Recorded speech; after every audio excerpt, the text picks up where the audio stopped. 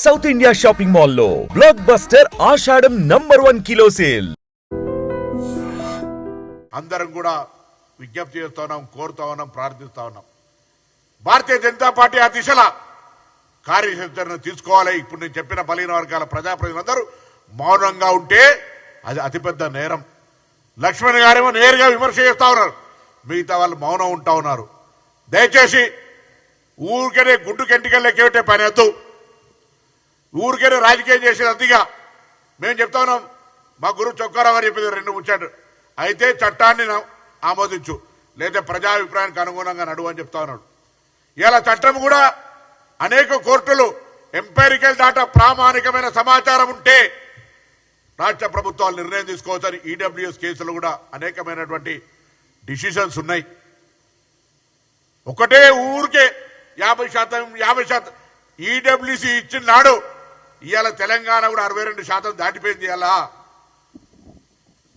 27% బీసీలు, 10% ఎస్టీలు, 15% ఎస్సీలతోటి ఈడబ్ల్యూఎస్ కలుపుకుంటే 62% అయింది. రాష్ట్ర రాష్ట్రాల్లో 50% కోటా ఎప్పుడూ అయిపోయింది.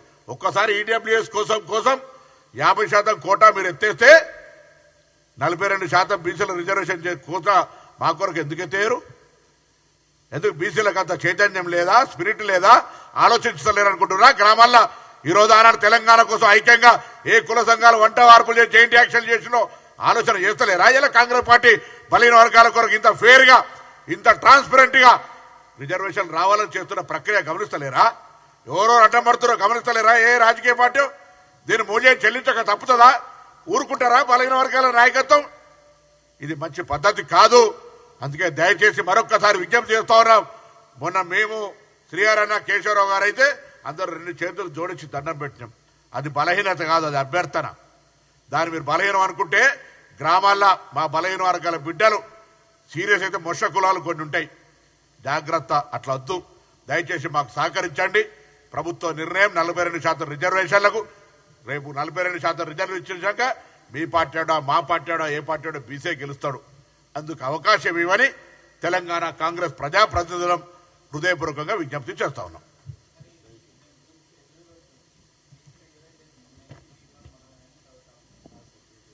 నేను దాని మీద మళ్ళీ నిన్న మా అధ్యక్షుడు మాట్లాడిన, దయచేసి ఇవాళ మా అభ్యర్థన దీనికి అడ్డం వస్తున్నటువంటి వాళ్ళ గురించి తప్పకుండా అది మాట్లాడతాం. ఎవరైనా వారు చెప్తున్నట్టు కొన్ని సామెతలు ఉండొచ్చు, కానీ మహిళల పట్ల కాంగ్రెస్ పార్టీకి అపారమైన గౌరవం ఉంది.